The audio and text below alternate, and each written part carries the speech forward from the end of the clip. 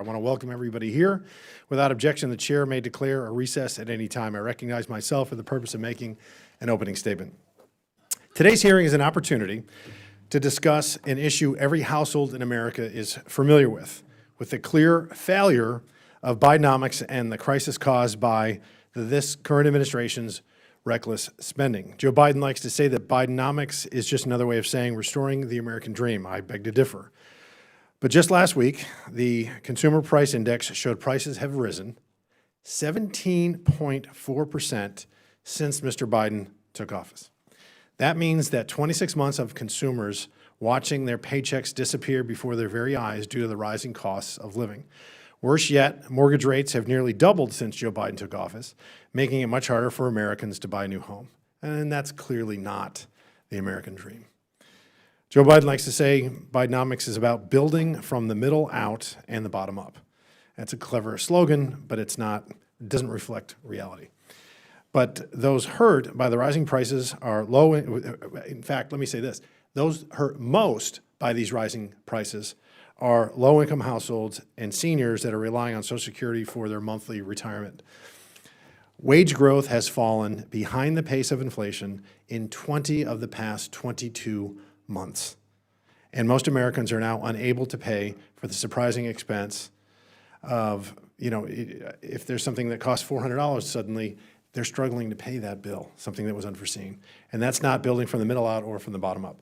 Joe Biden likes to remind us he promised not to raise taxes on anyone earning less than $400,000 a year, but as of June 2023, the average worker was paying an inflation tax, kind of an invisible tax, because what inflation is a tax on everything that we need and have to buy, which is effectively, that 13.5% is effectively like a second federal income tax, particularly for low-income earners. The truth is Bidenomics has been an abject disaster, and I think most of the American people know it. A recent poll found that 80%, let me say that again, 80% of Americans credit Joe Biden's policies for the current state of the economy, and 70% agreed that their incomes were not keeping pace with inflation. And if you see any poll in the last year and a half, 2 years, you've seen that the Biden administration scores, of all the major topics that we discuss, they score the worst on the economy.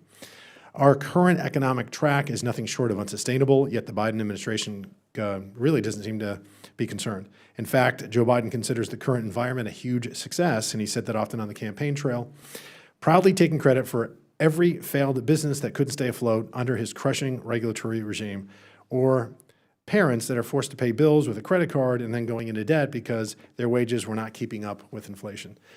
According to Joe Biden, we're supposed to believe that we're actually better off today than we were when he took office, but the facts tell a very different story.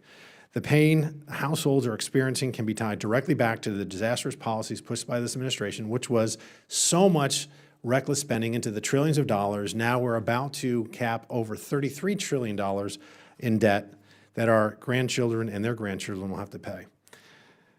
In the early days of COVID, emergency spending did make some sense. It clearly did. I wasn't in Congress at that time. I believe my colleague, my ranking member, wasn't either. But the country was thrown into a tailspin, and we had to ensure that our economy didn't capsize. However, this administration plowed forward, maintaining these quote-unquote wartime spending levels long after the spending was necessary, and really long after the pandemic was a national emergency any longer. It's been said, never let a good crisis go to waste, and they did not.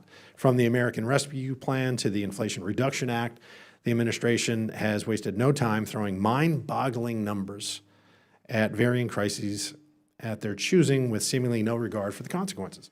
The Biden administration apparently doesn't care if a gallon of milk costs $6. I know I do, or how much gasoline costs or an airline ticket, so long as it forces everyone to purchase an electric vehicle that costs more than the yearly median household income. Decades ago, Republicans banded together with the contract with America to bring about some of the most impactful economic reforms seen in generations. By combining a series of targeted, fiscally conservative policies into one unified agenda, House Republicans paved the way for Americans everywhere to prosper.